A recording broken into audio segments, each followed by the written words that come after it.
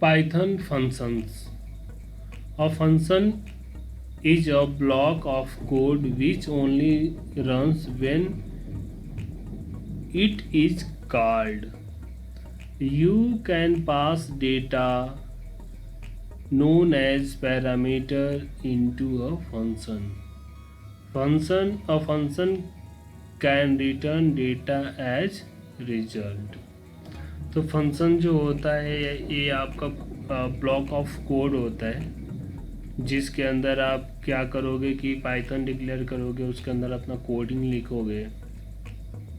और जब हम पाइथन के अंदर जब मेथड डिक्लेयर करते हैं, मेथड बनाते हैं, तो उस मेथड को चलाने के लिए उसके अंदर जो आपने कोड, उस मेथड के बॉडी के अंदर जो कोड लिखा है, उस कोड को एग्जीक्यूट करवाने के लिए, रन करवाने के लिए हमें पाइथन का जो फंक्शन आपने बनाया उस फंक्शन को आपको कॉल करना पड़ता है। तब जाके आप उसके अंदर जो भी लिखा है, जो कोड लिखा है, जो उसकी बॉडी बनाई है, वो एग्जीक्यूट होगा। और जब आप फंक्शन बनाते हो तो फंक्शन के अंदर आप पैरामीटर भी भेज सकते हो और फंक्शन के अंदर से आप रिटर्न आउटपुट भी ले सकते हो, राइट। तो फंक्शन का काफ़ी यूज़ है। ऑब्जेक्ट ओरिएंटेड प्रोग्रामिंग के पॉइंट ऑफ व्यू से आप देखोगे तो पाइथन के अंदर फंक्शन का काफ़ी यूज है। तो अब चलिए हम देखते हैं कि पाइथन के अंदर आप फंक्शन का यूज कैसे करोगे कोडिंग के थ्रू। तो आपको अगर पाइथन के अंदर फंक्शन बनाना है तो आपको लिखना होगा डिफ, मतलब डिफाइन। आपने डिफ लिख दिया और उसके बाद आपका जो फंक्शन का नेम होगा ब्रैकेट, फिर आपका कोलन, और कोलन के बाद जब नीचे आप इंटर मारोगे, इंटर प्रेस करोगे, तो आपको इंडेंटेशन का रूल फॉलो करना पड़ेगा और उसकी बॉडी को बनानी पड़ेगी। आपने डिफ DEF यूज़ किया, फंक्शन का नेम आपने लिखा, यूजर डिफाइन होता है, आप इसको कुछ भी लिख सकते हो अपने रिक्वायरमेंट के अकॉर्डिंग। आपने ब्रैकेट लगाया, कोलन लिखा और यहाँ पे टैब लगा के आपने अपना बॉडी स्टार्ट कर दिया। अब बॉडी आपका इसमें एक लाइन का कोड हो, 2 line, 3 line, 4 line, 5 line, 10 line, जितना भी कोड आप लिखना चाहते हो लिख सकते हो। बट आप ऐसे नहीं लिखोगे, आपका जो कोडिंग होगा वो आप लिखोगे। मैं आपको बता रहा हूँ कि आपकी बॉडी कहाँ से स्टार्ट होगी। तो पाइथन के अंदर जब फंक्शन बनाओगे तो आपको DEF लिखना है, फंक्शन का नेम लिखना है और ब्रैकेट लगाना है, कोलन लगाना है, उसके बाद आपकी बॉडी स्टार्ट हो जाएगी। तो नॉर्मल मैंने यहाँ पे एक फंक्शन बनाया है और इस फंक्शन की बॉडी बनाया है, बट इसको मैं अगर एग्जीक्यूट कराऊँ तो मेरे पास कुछ आउटपुट नहीं आएगा, कुछ भी नहीं आ रहा है, क्योंकि मैंने फंक्शन को बनाया, फंक्शन की बॉडी बनाया, बट इस फंक्शन को कॉल नहीं किया है, तो कुछ भी नहीं आएगा मेरे पास। तो फंक्शन को कॉल करने के लिए हमें यहाँ पे इस फंक्शन को कॉल करना पड़ता है, जैसा कि फंक्शन नेम और ब्रैकेट को सीधा यूज करके अगर मैं इस पूरी लाइन को एग्जीक्यूट करूँ तो मेरे पास हेलो फ्रॉम अ फंक्शन ये मैसेज आ जाएगा। तो फंक्शन तो आपने बना दिया, DEF लिखा, फंक्शन का नेम लिखा, ब्रैकेट लगाया, कोलन लिखा, फंक्शन की बॉडी लिखा आपने। अब इस फंक्शन को आपको कॉल करना है, मतलब इसके अंदर जो कोड लिखा है, ये कोड, इस कोड को आपको एग्जीक्यूट करवाना है, तो आपको इस फंक्शन को कॉल करना पड़ेगा, तभी जाके उस फंक्शन के अंदर जो कोड लिखा आपने वो एग्जीक्यूट होगा। तो बिल्कुल इजी है, बहुत ही आसान है। आपने DEF लिखा, फंक्शन का नेम लिखा, आपने राउंडेड ब्रैकेट लगाया, कोलन लिखा और उसकी बॉडी को डिफाइन कर दिया। अब इस बॉडी को आपको एग्जीक्यूट करना है तो इस फंक्शन को आपको कॉल करना पड़ेगा, जो कि फंक्शन कॉल करने का तरीका ये होता है, आपको फंक्शन का नेम लिखना है और राउंडेड ब्रैकेट लगाना है और उसके बाद पूरी लाइन आप एग्जीक्यूट कर दोगे तो आपका फंक्शन कॉल है। अब इसके अंदर मैसेज में एक बार चेंज करता हूँ, 1 कर दिया, फिर एग्जीक्यूट करता हूँ तो यहाँ पे चेंजेस आएगा, आप देखोगे तो इस टाइप से आपका चलेगा। क्लियर? ऐसे ही मैंने आपको शुरू में बताया कि फंक्शन के अंदर आप पैरामीटर भी पास कर सकते हो, नॉन पैरामीटराइज फंक्शन भी आप बना सकते हो, पैरामीटराइज फंक्शन भी आप बना सकते हो। तो यहाँ पे जो आपने फंक्शन बनाया वो नॉन पैरामीटराइज है, इसके अंदर कोई पैरामीटर नहीं है, लेकिन यहाँ पे जो फंक्शन बना उसके अंदर पैरामीटर पास हुआ है। तो DEF लिखा आपने, फंक्शन नेम लिखा और यहाँ पे आपने पैरामीटर नेम लिख दिया। ये पैरामीटर नेम यूजर डिफाइन होता है। फंक्शन नेम भी आप कुछ भी लिख सकते हो अपने रिक्वायरमेंट के अकॉर्डिंग। यहाँ पे वेरिएबल नेम भी आप अपने रिक्वायरमेंट के अकॉर्डिंग कुछ भी लिख सकते हो। जैसे मैंने एफ नेम लिखा है तो यहीं पे मैं इसको लिख दूँ स्टूडेंट अंडर स्कोर नेम, ठीक है। अब इसको मैंने उठा के यहाँ पे पास कर दिया। फंक्शन को डिक्लेयर किया, मैंने बनाया, इसकी बॉडी डिफाइन की, पैरामीटर डिफाइन किया, बॉडी डिफाइन किया। इसको एग्जीक्यूट करूँ तो मेरे पास कोई आउटपुट आएगा? क्यों नहीं आएगा? आएगा, जरूर आएगा, क्योंकि नीचे हमने इसको कॉल भी तो कर दिया है। अब मैं इसका नाम चेंज करता हूँ, यहाँ पे लिखता हूँ मोहन, यहाँ पे लिखता हूँ सोहन, और यहाँ पे लिखता हूँ रोहन, ठीक है। इसको प्रिंट करता हूँ तो आएगा, यहाँ पे लिखता हूँ इज गुड, ठीक है।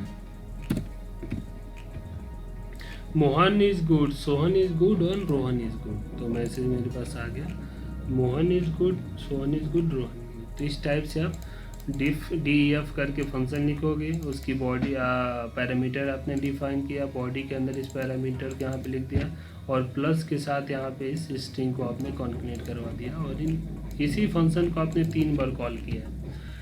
अब देखो इसमें बेनिफिट क्या होता है कि जब हम फंक्शन बनाते हैं तो उस फंक्शन को मल्टीपल टाइम कॉल कर सकते हैं विथ डिफरेंट पैरामीटर। तो यहाँ पे उसी फंक्शन को मैंने 3 बार कॉल किया है, बस तीनों फंक्शन में आप देखोगे पैरामीटर मैंने अलग अलग पास किया है। तो you can also right same function multiple times with different parameters. तो यहाँ पे मैंने इसको लिख दिया और इसके अंदर डिफरेंट टाइप के पैरामीटर यूज करके और इसी फंक्शन को 3 बार कॉल किया, और यहाँ पे आउटपुट आप देख रहे हो। तो ये वाला डेटा सेम आ रहा है, बट यहाँ पे डायनेमिकली जो हमने यहाँ से पास किया है तो इसको यहाँ पे यूज करके और यहाँ पे प्लस कर दे रहा है। क्लियर? चलिए आगे बढ़ते हैं। अभी तो हमने सिंगल पैरामीटर पास किया है।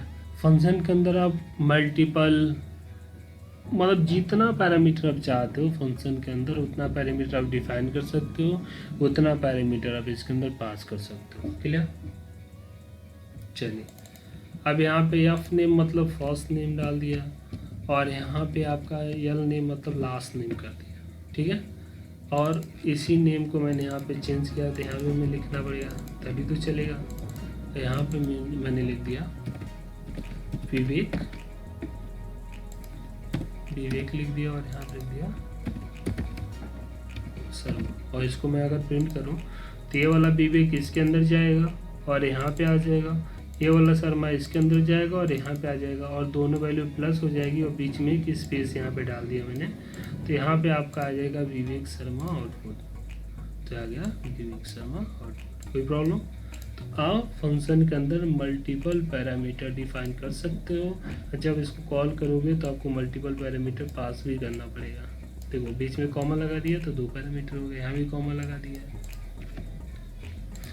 अब यहाँ भी आप देखोगे, अब फंक्शन हम बनाते हैं तो फंक्शन के अंदर पैरामीटर डिफाइन करते हैं। तो फंक्शन के अंदर हम डिफ़ॉल्ट पैरामीटर भी डिफाइन कर सकते हैं। सपोज करिए कोई मुझे फंक्शन बनाना है और उस फंक्शन को मुझे 1 बार 2 बार 3 बार 4 बार 10 बार कॉल करनी है, तो कभी भी ऐसा भी होगा किसी फंक्शन के अंदर से हम कोई पैरामीटर न पास करें तो उस केस में डिफ़ॉल्ट पैरामीटर उठाएगा। जैसे फॉर एग्जांपल यहाँ पे एक फंक्शन बना है, कंट्री नाम का एक वेरिएबल है, उसके अंदर हमने डिफ़ॉल्ट वैल्यू इक्वल टू करके पास कर दिया है। नॉर्मली आप देखोगे जब भी आप फंक्शन बनाते हो तो ऐसे ही तो लिखते हो, फंक्शन नेम और उसके अंदर वैल्यू आप सीधा उसके जो वैल्यू होता है पास कर देते हो।